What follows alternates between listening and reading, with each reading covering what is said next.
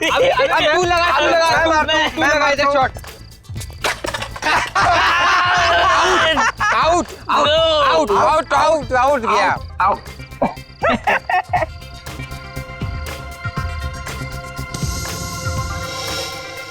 दिलीप, तू भी वही देख रहा है जो मैं देख रहा हूँ?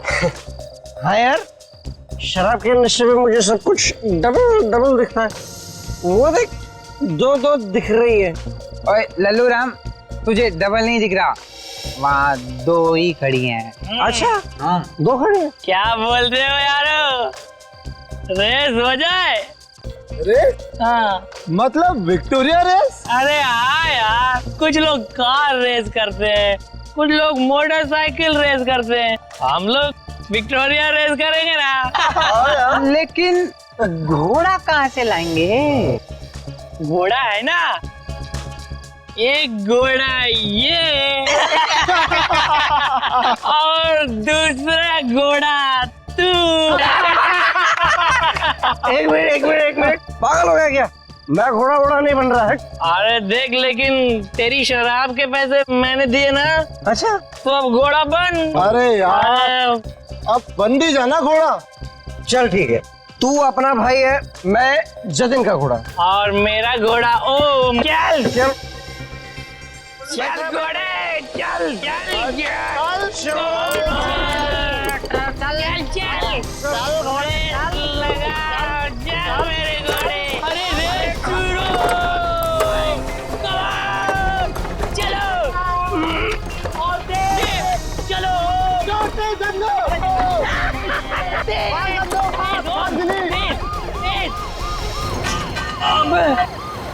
क्या हो गया धन्नो? पुलिस आ गई बसंती।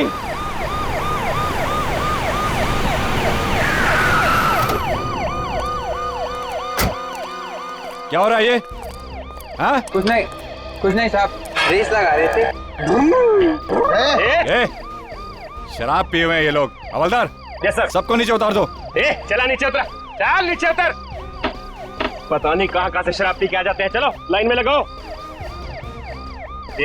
सीधा खड़ा रहे।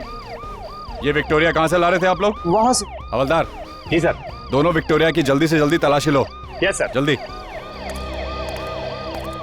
ए, हाथ ऊपर कर।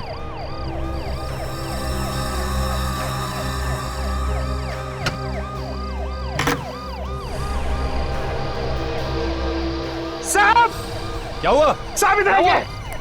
क्या हुआ? हाँ?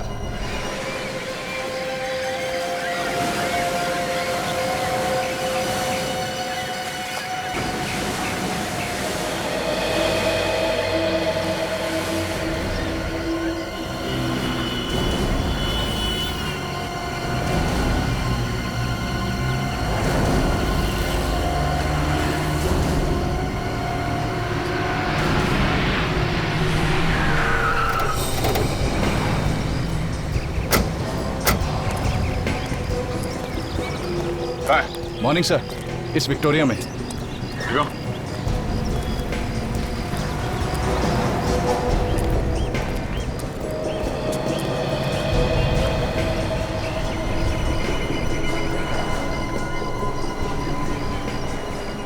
लड़के कहाँ हैं जो ये विक्टोरिया भगा रहे थे? वो रे सर। वो सामने? जी हाँ। सर, काफी गहरे जख्म है।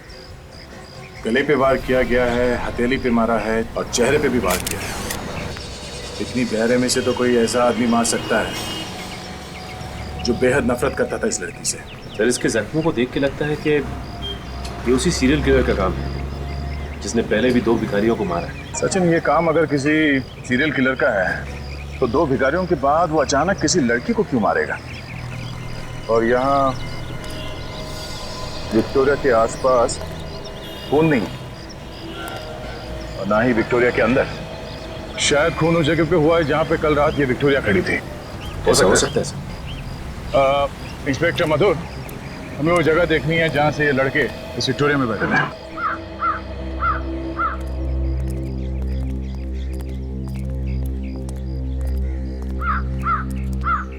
सर, ये है विक्टोरिया का मालिक। तो तुम ही हो उस विक्टोरिया के मालिक? हाँ जी साहब। फिर तो लाश भी विक्टोरिया में तुम्ही ने रखी होगी। नहीं सर, हमने कोई खून नहीं किया सर, हम तो सिर्फ मस्ती कर रहे थे सर। मस्ती कर रहे थे? शराब के नशे में धुत होकर रेस लगा रहे थे। तुम्हारे घर वालों को फोन करके बुलाओ, अकल ठिकाने आ जाएगी। जल्दी। नहीं सर, सर ऐसा मत कीजिए सर। सर हम लोग कसम खाते हैं आज कुछ कभी भी शराब को हाथ नहीं लगाए। मेहनत मजदूरी करके विक्टोरिया चला के पैसे कमाता हूँ। मैं गरीब जरूर हूँ पर गुनहगार नहीं। अच्छा ये बताओ कि विक्टोरिया तुम खड़ी कहाँ करते हो? साहब यहीं पे साहब। तो ये जी साहब।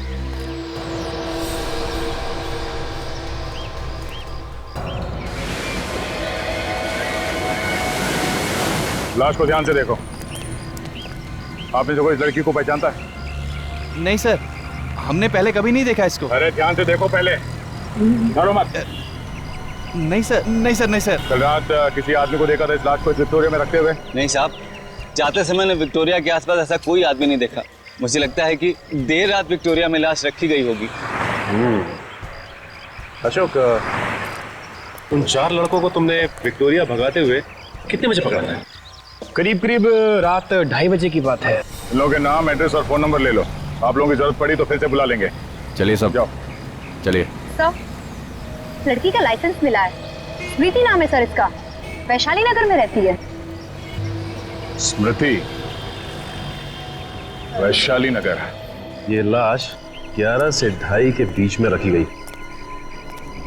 मैंने सब जगह देख लिया, खून की एक बूंद तक नहीं है। मतलब खून यहाँ पे नहीं बल्कि कहीं और किया गया है, क्योंकि अगर खूनी लाश को छुपाना चाहता था तो किसी सुनसान जगह पे क्यों नहीं छुपाया? लाश को विक्टोरिया में डालने का मतलब यह है कि लाश आसानी से दिख जाए। बड़ी, इस जगह को अच्छी तरह से छान मारते हैं। अगर खून की बूंदें या खून का कोई निशान नहीं मिल रहा है तो कोई ना कोई ऐसी चीज जरूर मिलेगी जो हमें खूनी तक पहुंचा सके। हाँ?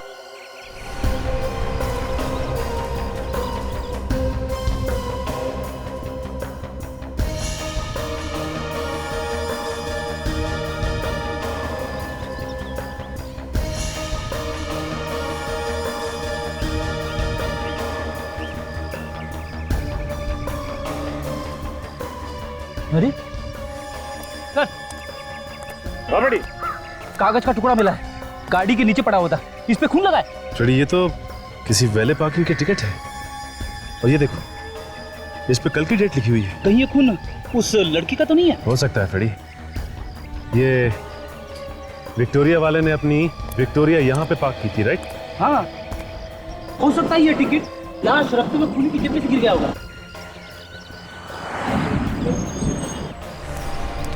हाँ सचिन, कुछ मिला? हाँ सर, ये वैले पार्किंग की एक फटी हुई टिकट मिली। हो सकता है उस खूनी की हो या फिर उस औरत की जिसका खून हुआ। एक काम करते हैं, आसपास जितने होटल्स हैं उन सब में जाके पता करते हैं कि ये पार्किंग टिकट कौन से होटल का है। और सचिन, तुम अभिजीत के साथ स्मृति के घर जाओ, शायद उसके घर वाले बता पाए स्मृति का खून किसने किया। नहीं, ये नहीं हो सकता। मेरी बेटी नहीं मर सकती। कह दीजिए ये झूठ है, कह दीजिए कि ये झूठ है। ये झूठ नहीं है।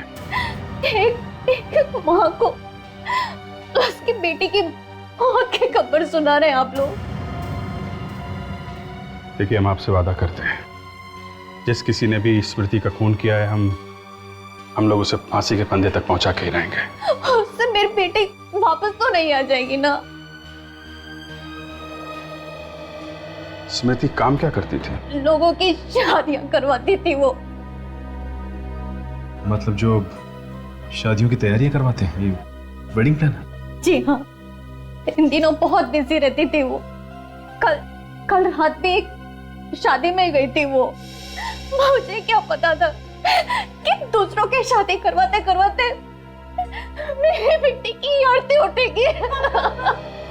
कल रात स्मृति कहाँ गई? The international hotel. सर, ये होटल तो उसी जगह के पास है जहां से हमने स्मृति की लाश मिली थी। अच्छा, आपको किसी पे शक है?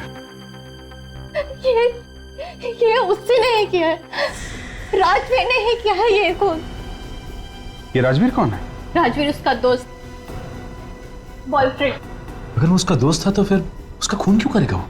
क्योंकि स्मृति उससे रिश्ता तोड़ना चाहती थी। रिश्ता तोड़ने की कोई खास वजह? ज्यादा तो नहीं जानती मैं,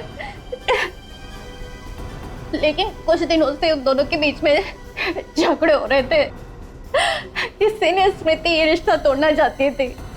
इस राजवीर का नंबर है आपके पास? दया, तुम लोगों का शक एकदम सही। स्मृति का खून भी ठीक वैसे ही हुआ है जैसे इन दोनों भिखारियों का हुआ। और न सिर्फ स्मृति के शरीर पर भी ठीक उसी जगह पर घाव हैं, बल्कि उन घावों की गहराई भी उतनी है जितनी इन दोनों भिखारियों के घावों की। और तो और जिस हथियार से इन भिखारियों को मारा गया है, ठीक वैसे ही हथियार से स्मृति का खून भी हुआ है। ओह, तो मतलब बात बिल्कुल साफ है कि स्मृति का खून भी उसी सीरियल किलर ने किया है जिसने इन दोनों भिखारियों को मारा है। सचिन, अगर स्मृति का खून उस सीरियल किलर ने किया होता तो इन दो भिखारियों की तरह स्मृति की लाश भी हमें जंगल से मिलनी चाहिए थी, मगर नहीं, ऐसा नहीं हुआ। स्मृति की लाश हमें खुलेआम एक विक्टोरिया में मिली। फिर सर, यह भी तो हो सकता है कि इसका खून किसी ऐसे आदमी ने किया हो जो सीरियल किलर की नकल कर रहा हो। नहीं नहीं सचिन, ये काम किसी नकल करने वाले खूनी का भी नहीं हो सकता है, क्योंकि हमने अखबार में या टीवी चैनल में कहीं भी ये नहीं दिखाया कि सीरियल किलर शरीर पे 3 बार वार करता है। तो फिर अगर ये सीरियल किलर नहीं है तो ठीक उसी ढंग से उसने स्मृति का खून कैसे किया? हाँ काजल, पता चल गया कहाँ है वो? पूना से? ठीक है, मैं तुम्हें रेलवे स्टेशन पे मिलता हूं।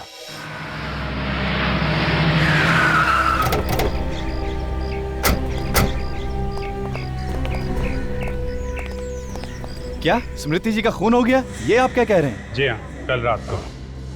पर खून भी सीधा साधा नहीं है, काफी बेरहमी से खून किया गया है। लेकिन सर, स्मृति तो इतनी प्यारी लड़की थी, उसका खून करने की कोई सोच भी कैसे सकता है? अब किसी न किसी ने तो किया है ना।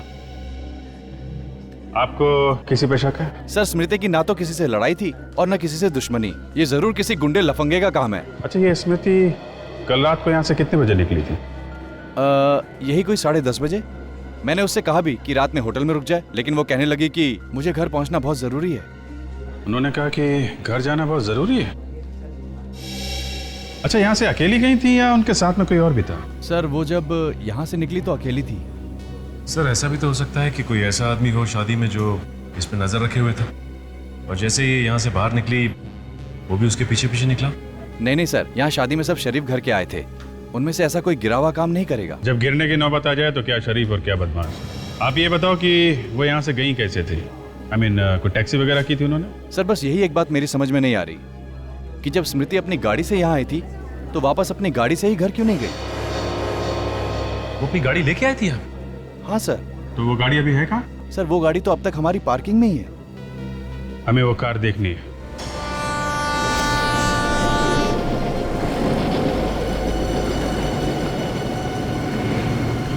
रिक्शा, कहाँ जाना है आपको? बनी पार्क। चलो, मैं छोड़ता हूँ आपको वहीं पर। रिक्शा कर दिया, मुझे ले जाएगा। अरे रिक्शा से अच्छी है मेरी गाड़ी, आजा।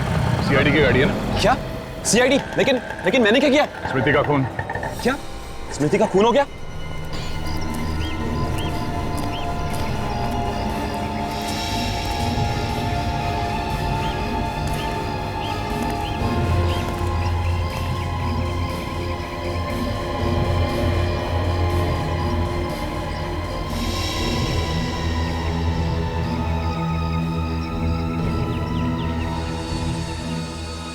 गाड़ी के अंदर और आसपास खून का कहीं नामो निशान नहीं। इसका मतलब खून कहीं बाहर हुआ है, क्योंकि शादी के माहौल में इतने लोगों के बीच में खून करना जरा मुश्किल है।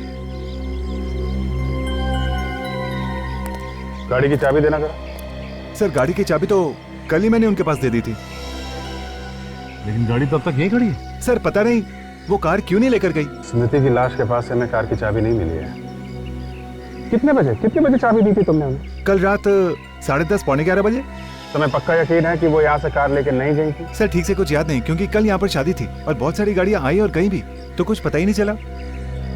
ये भी हो सकता है सचिन कि स्मृति कार लेके यहाँ से गई हो और रास्ते में उसका खून हो गया हो। लेकिन खूनी खून करने के बाद गाड़ी को यहाँ पार्क करके इतना बड़ा रिस्क क्यों लेगा? ये बात भी है। अवधेश, ये लो गाड़ी की चाबी रख लो। एक मिनट, तो चाबी देना। ये देगा।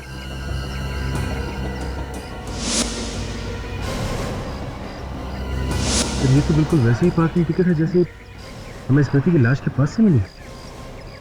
ये पार्किंग कार्ड तुमने स्मृति को दिया था? सर, हम स्मृति जी को टिकट देते ही नहीं थे। तो क्या बिना टिकट के वो पार्किंग करती थी यहाँ पे? सर, स्मृति जी तो हर दूसरे तीसरे दिन यहाँ पर आया करती थी और वो तो हमारी मेंबर जैसी हो गई थी, तो उन्हें बार बार टिकट क्या देना। सचिन, मामला गड़बड़ है। तो पार्किंग टिकट हमें स्मृति की लाश के पास से मिला है, वो पार्किंग टिकट फिर खूनी का ही होगा।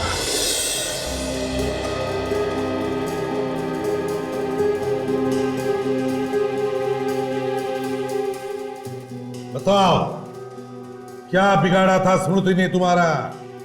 क्यों मारा तुमने उसे? मैं स्मृति को क्यों मारूंगा?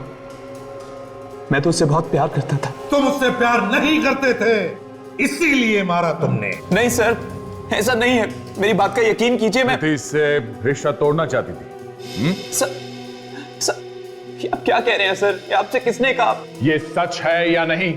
उसने घास नहीं डाली तो तुमने खून कर दिया उसका? नहीं सर, ये सच नहीं है। ये सब बकवास है, ऐसा कुछ भी नहीं है। तुम्हारा झगड़ा होता था ना उसके साथ? अगर घर में दो बर्तन होंगे तो आवाज तो होगी ना सर। बर्तन एक दूसरे से टकराते आवाज करते हैं, मगर एक दूसरे का खून नहीं करते। मिस्टर, किस बात को लेकर झगड़े होते थे तुम्हारे? मुझे स्मृति का काम करना पसंद नहीं था। क्यों? वो देर रात तक लोगों की शादियों में रहती थी, वहां 1000 तरह के लोगों के साथ उसका उठना बैठना था। वो सब मुझे अच्छा नहीं लगता था। तुम्हें भरोसा नहीं था उसके ऊपर, है ना? भरोसा था सर, लेकिन क्या जरूरत थी उसे काम करने की जब मैं उसका खर्चा उठाने के लिए तैयार था? क्यों नहीं कर सकती थी वो काम?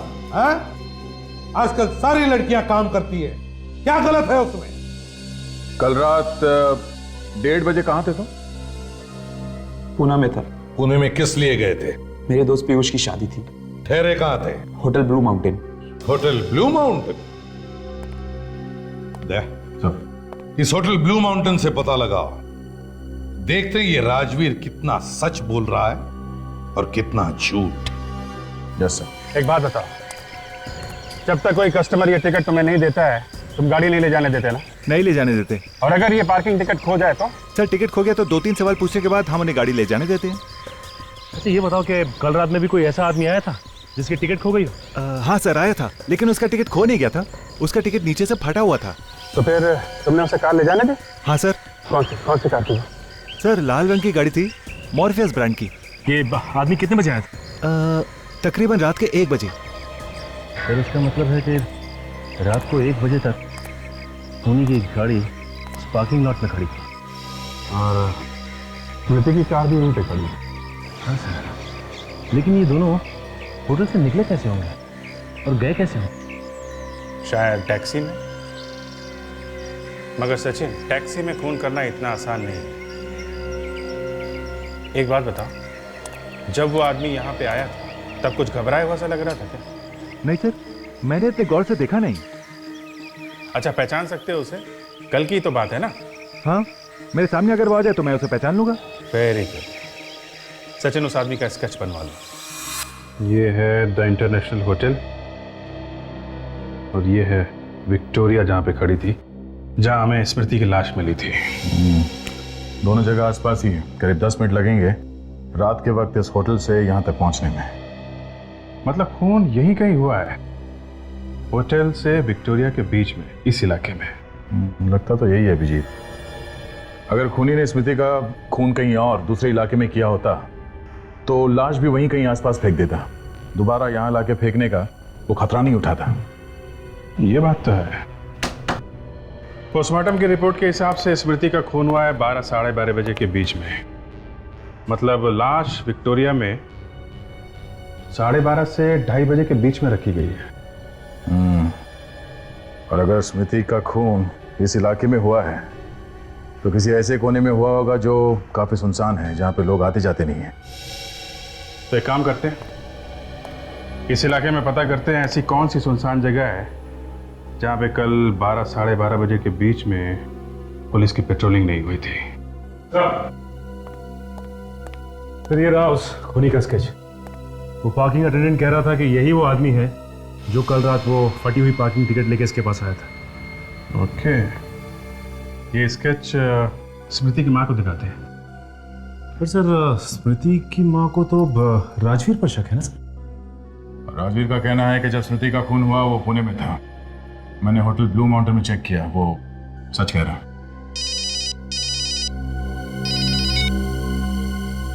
हाँ डॉक्टर सोलंकी। बॉस, ये है वो कार जहां पर स्मृति की लाश रखी गई, इस डिक्की में। ये क्या कह रहे हैं सालुंके साहब? स्मृति का खून उसकी अपनी गाड़ी में हुआ? बिल्कुल। खूनी ने खून करने के बाद इस कार को अच्छी तरह से साफ किया, लेकिन मैंने फिर भी इसमें कुछ खून के दाग निकाले लिए। जरा देना।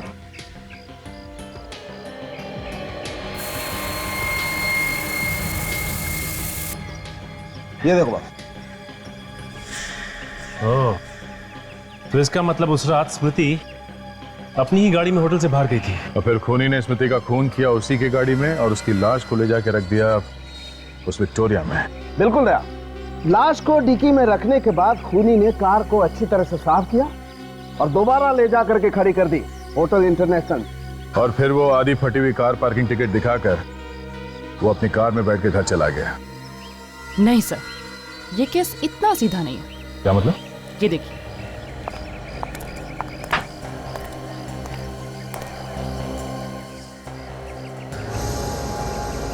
कौन है? ये दीपू है सर। ये एक मुजरिम है जो 1 महीने पहले ही जेल से छूटा है। लेकिन दीपू का इस केस से क्या लेना देना है? लेना देना है।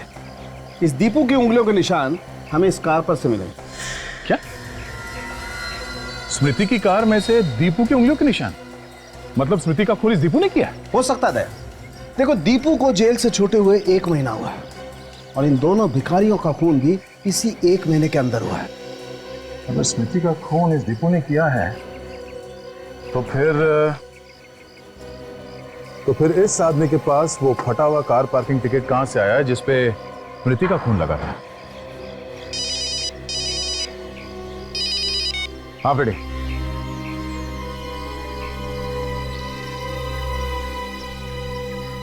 अच्छा, 12 से 1 के बीच में वो जगह सुनसान रहता है? ठीक है। ये तो व्योम है। आप जानती हैं सर? बहुत अच्छी तरह। जब हम नागपुर में रहते थे तब ये हमारे पड़ोस में रहता था। ये स्मृति का खून कैसे कर सकता है? ये तो स्मृति को अपनी बहन मानता था। देखिए, ये व्योम भी उसी होटल में ठहरा था जहाँ पे स्मृति थी और हमेशा कि जब स्मृति का खून हुआ ये आदमी उसके साथ में था। पर व्योम स्मृति का खून क्यों करेगा?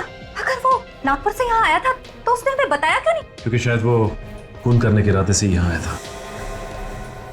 आपके पास इस व्योम का नंबर है क्या? 1 मिनट। सर एक बात समझ में नहीं आ रही कि अगर स्मृति का खून इस व्योम ने किया है तो फिर स्मृति की कार के अंदर दीपू की उंगलियों के निशान कहां से आए? कहीं ऐसा तो नहीं कि दीपू और व्योम दोनों मिले हुए हैं?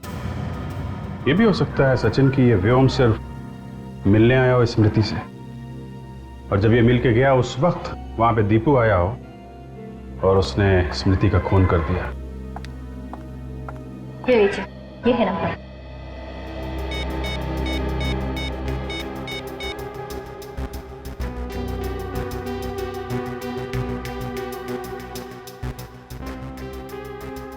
सर इसका नंबर तो बंद आ रहा है।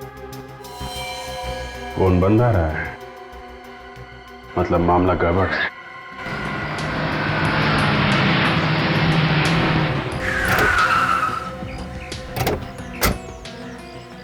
सर, ये वही जगह है जहाँ पे कल रात 12 से 1 बजे के बीच पुलिस की पेट्रोलिंग नहीं हो रही थी। रात के वक्त बिल्कुल सुनसान रहता है इलाका। शायद स्मृति का खून यहीं पे हुआ है। बड़ी पानी का नल, शायद खूनी ने अपनी गाड़ी यहीं पे धोई। एक काम करो बेटी, गाड़ी में से स्प्रे लेके आना। स्प्रे? स्प्रे क्यों? अगर खूनी ने अपनी कार को यहाँ पे धोई है तो खून के छींटे गाड़ी से उतर के जमीन पे गिरी होगी।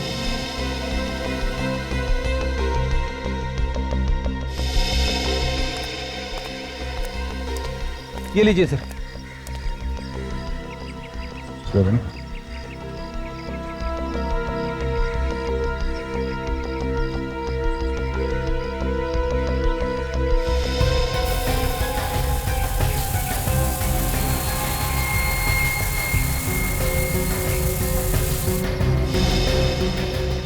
कौन है?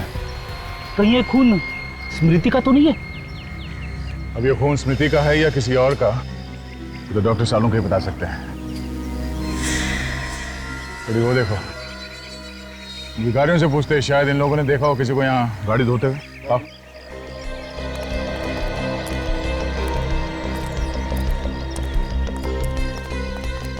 तेरे बच्चे खुश रहे। क्या खुश रहे? 1 रुपया दे के गया। सब 1 रुपया दो ना, सब भगवान के नाते 1 रुपया। तू पागल हो गया क्या? पिटवाएगा? सीआईडी वाले हैं, अंदर कर देंगे।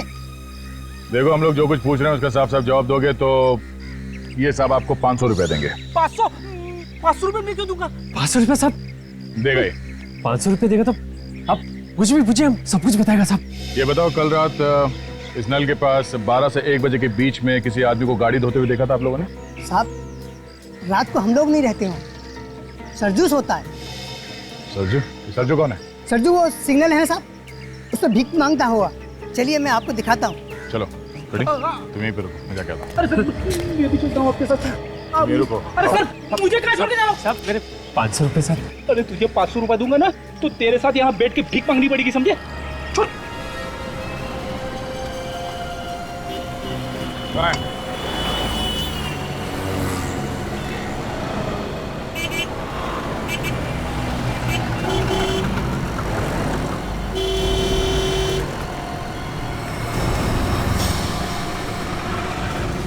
थोड़ा सा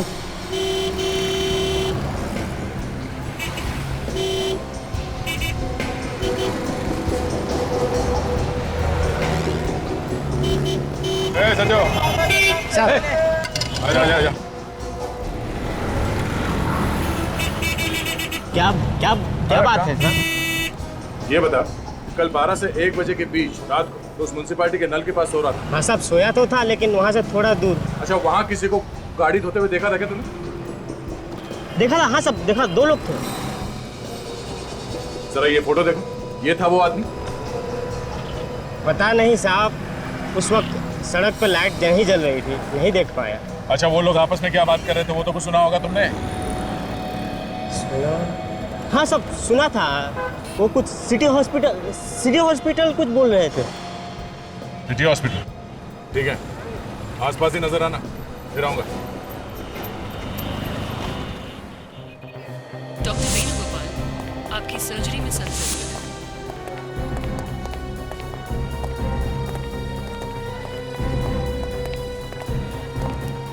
डॉक्टर प्रकाश, एक्सक्यूज मी,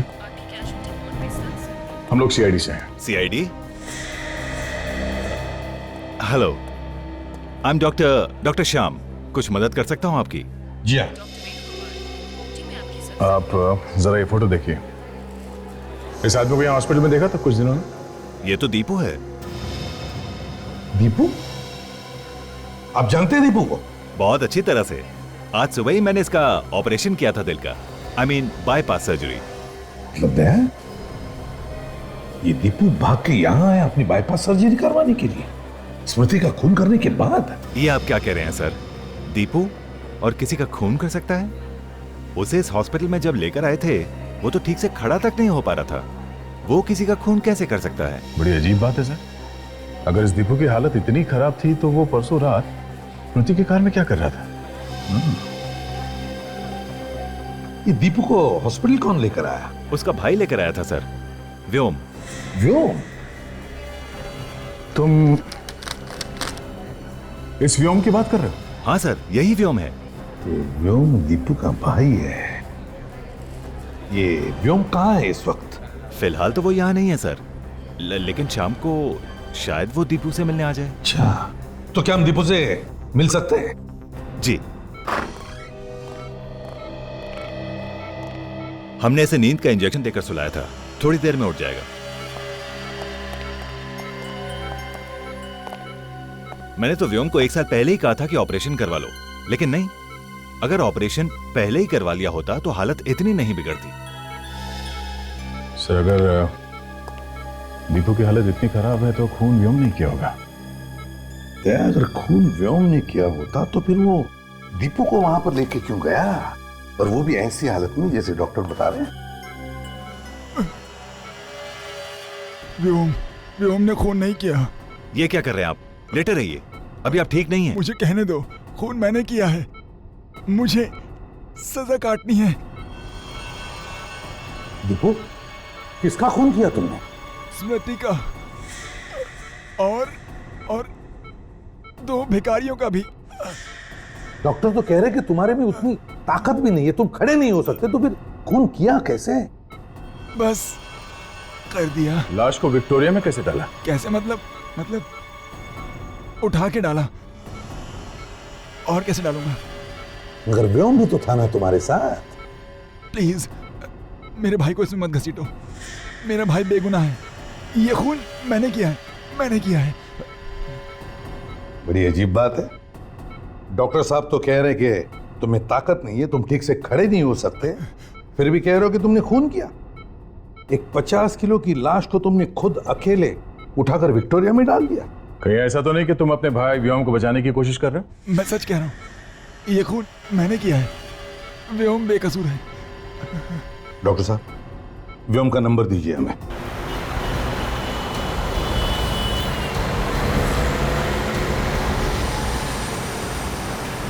ये व्योम का मोबाइल इसी एरिया में कहीं है, इसी एरिया में। लेफ्ट जा रहा है, जा आगे लेफ्ट टर्न लेना। वह है तो इसी एरिया में।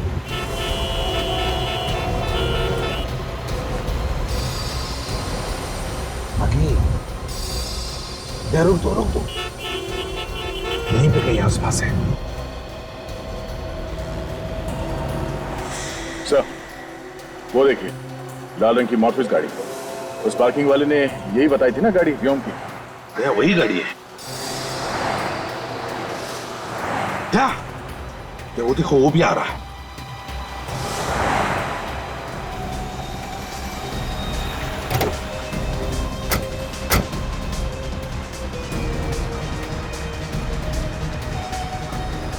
हाँ, अरे मैं आता हूँ ना दोपहर के। तो भाई साहब। हाँ, अरे चले। अरे भाई, कौन हो तुम? कौन हो? चलो बताता हूँ। अरे चल चुपचाप बैठ गाड़ी के अंदर। अरे मैंने क्या किया? अरे मुझे कहाँ ले जा रहे हो? अरे भाई, कौन हो तुम? चल चुपचाप बैठ अंदर।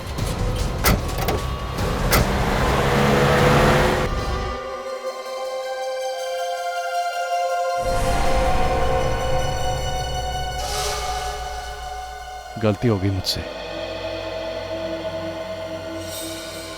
फोन करने के बाद कह रहा है कि गलती हो गई। हाँ? स्मृति को क्यों मारा तुमने? वो तुम्हारी बहन जैसी थी ना? बहन जैसी थी ना? बहन तो नहीं थी। जी चाहता है कि तुम्हारे गर्दन को रस्सी की तरह मरोड़ दो। मारा क्यों उसे? पता नहीं, अचानक मुझे क्या हो जाता है, मेरे ये हाथ खून करने के लिए तड़पने लगते हैं। मतलब ये सारे खून और भिखारियों को भी? उनको भी मैं नहीं मारा। क्या करूं, मेरे अंदर एक आग सी लग जाती है। जब तक किसी को मार ना लूं, ये शांत नहीं होती। तुमने स्मृति का खून कहां पे किया? उसकी कार में। उसकी कार तो वहां पार्किंग में खड़ी थी। हम उसकी कार में बाहर गए, वहां मैंने उसका खून किया, फिर उसकी लाश को विक्टोरिया में डाल दिया और उसकी कार को साफ किया और लाकर पार्किंग में खड़ी कर दी और अपनी कार से मैं वापस चला गया। उस रात तुम अकेले थे या तुम्हारे साथ कोई और भी था? मैं बिल्कुल अकेला था। और दीपू नहीं था तुम्हारे साथ? दीपू? आप उसे कैसे जानते? तुम्हारा भाई है ना? जी, मेरा भाई है। हमें सब मालूम है। उसका कुछ लेना देना नहीं है इससे। लेना देना है लेना देना। अगर दीपू तुम्हारे साथ में नहीं था उससे, तो उसके उंगलियों के निशान स्मृति के कार में कहां से आए? हाँ, कहां से आए? पता नहीं, मुझे नहीं पता, लेकिन दीपू ने कुछ नहीं किया। जो कुछ किया मैंने किया सर, मैंने किया कुछ। आप मेरी बात का यकीन करो सर, कुछ मैंने किया।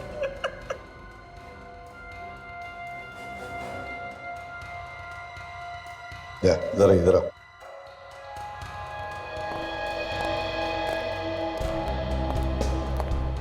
दया, ये व्योम झूठ बोल रहा है। सारी कहानी दिमाग में रट के रखी है, तोते की जैसे बोले जा रहा है। ये दोनों भाई एक दूसरे को बचाने में लगे हुए सर। सच क्या है, दोनों में से कोई भी बोलने को राजी नहीं है। काम करो, इस व्योम की पूरी कुंडली निकालो। ये करता क्या है, किस किस से मिलता है, इसके दोस्त कौन है, यहां तक कि इसके बैंक के अकाउंट की डिटेल्स सब कुछ निकालो। ऐसे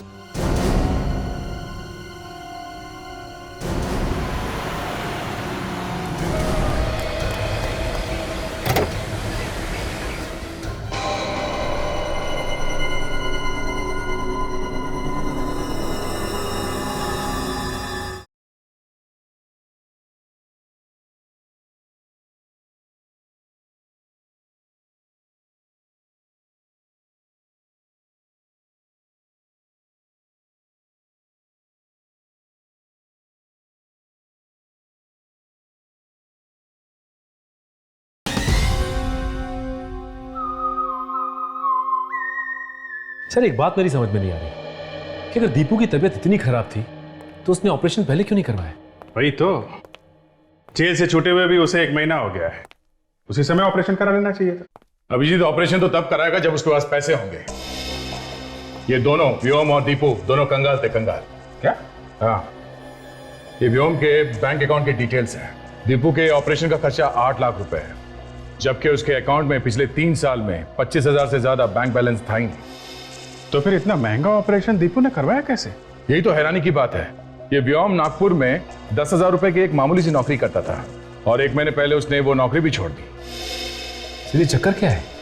ये दीपू 1 महीने पहले जेल से रिहा हुआ है और 1 महीने पहले ही व्योम ने अपनी नौकरी छोड़ दी।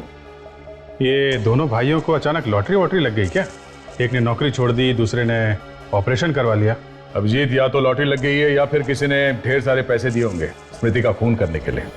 और तो और 15,000 रुपए उसके अकाउंट में थे व्योम के, उसने वो भी दीपू के नाम कर दिए। और उसके गांव में एक बंजर जमीन थी, 25-30 हजार रुपए के होंगे, वो भी उसने दीपू के नाम कर दिया। अच्छा अच्छा, तो ये चक्कर है। सचिन, कोई अपना सब कुछ किसी के नाम कब करता है?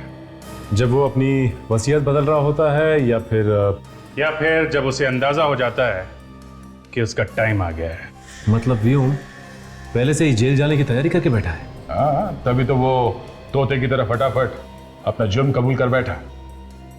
इस सबके पीछे कुछ गहरा राज है दया, कोई और है इस सबके पीछे। पर कौन? वो भी पता चल जाएगा। मेरे पास एक प्लान है। किससे ढूंढूं?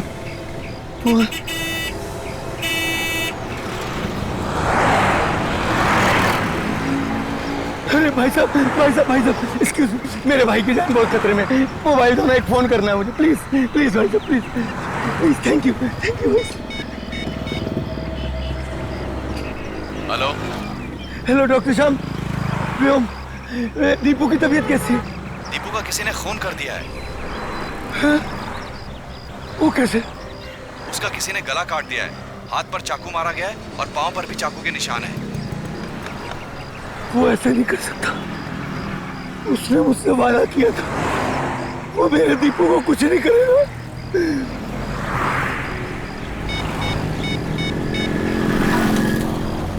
मुझे तुमसे अभी मिलना है। क्यों? मैं व्योम। मैं नहीं मिलना चाहता तुमसे। देखो, अगर तुम मुझसे नहीं मिलोगे तो मैं सीआईडी को सब कुछ सच सच बता दूंगा कि ये सब तुमने किया है। अच्छा ठीक है, कहाँ मिलोगे? नारीबन पॉइंट के डेडलाइन पे।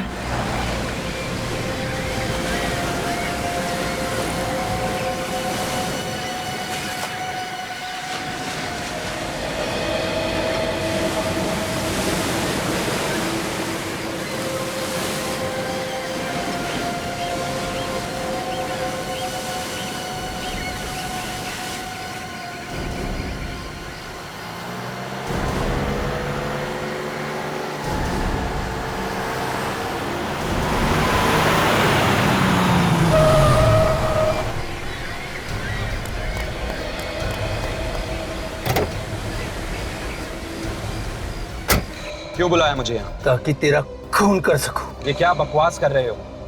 नशे में हो क्या? नशा सवार है मेरे सर पे, मौत का। बता, क्यों मारा तूने मेरे भाई दीपू को? क्या? दीपू मर गया? बहुत भोले बनते हो तुम।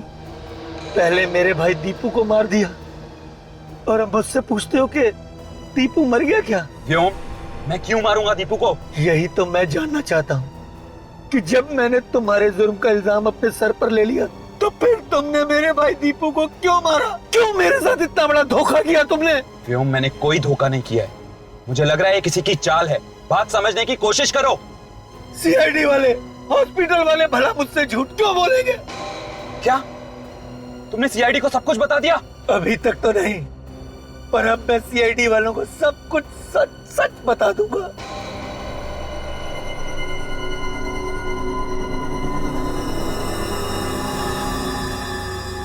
अगर जिंदा रहोगे तब ना।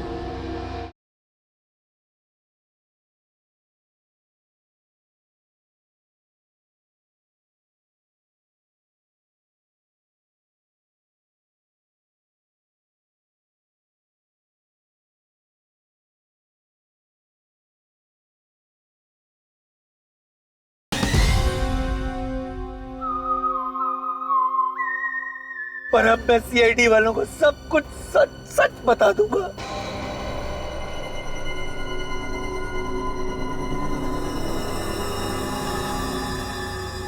अगर जिंदा रहोगे तब ना।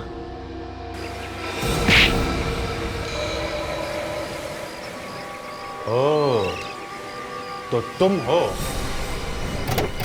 चल चल, छोड़ दो मुझे, छोड़ दो, छोड़ दो। छोड़ना इसको सर, इसने मेरे भाई का खून किया।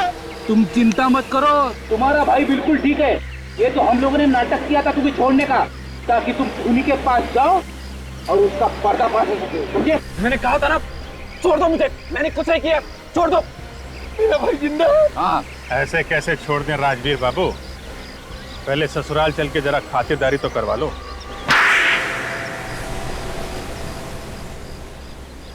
हाँ, मैंने भिखारियों को मारा था। पर क्यों? मेरे अंदर एक आग है, एक ऐसी आग जो तब तक ठंडी नहीं होती जब तक किसी को मार ना दूं। ये कैसी आग है? तुम एक मानसिक रोगी हो, मेंटल पेशेंट। स्मृति भी यही कहती थी, वो चाहती थी मैं अपने आप को कानून के हवाले कर दूं। पर तुम्हें ये मंजूर नहीं था, इसलिए तुमने स्मृति का खून कर दिया। स्मृति को मैंने नहीं मारा, व्योम ने मारा है। मैंने तो इन दोनों भाइयों को 8 लाख की सुपारी दी थी स्मृति का खून करने के लिए। तो तुमने और तुम्हारे भाई दीपू ने मिलकर स्मृति का खून कर दिया? दीपू ने कुछ नहीं किया, खून मैंने किया। दीपू तो बस मेरे साथ था और विक्टोरिया में लाश भी मैंने ही रखी थी। मगर तुमने व्योम और दीपू को ही क्यों चुना? कुछ दिन पहले व्योम आया था स्मृति से पैसे उधार मांगने के लिए, लेकिन उस समय स्मृति के पास इतने रुपए नहीं थे, तो मैंने सोचा क्यों ना व्योम की मजबूरी का फायदा उठाया जाए। इसलिए तुमने इसे पैसों का लालच दिया, ताकि ना सिर्फ ये स्मृति का खून कर दे, बल्कि उन भिखारियों की मौत का इल्जाम भी अपने सर पे ले ले। क्यों? हाँ, लेकिन मुझे क्या पता था तुम सीआईडी वाले बाल की खाल निकाल दोगे। व्योम ने अपना गुनाह कबूल भी कर लिया था, लेकिन फिर भी तुम लोगों ने मुझे फंसा ही दिया। जिस तरह काले बादल सूरज की रोशनी को छुपा नहीं सकते, उसी तरह जुर्म के बादल इंसाफ की रोशनी पे पर्दा नहीं डाल सकते। तुम लोगों को फांसी होगी, फांसी।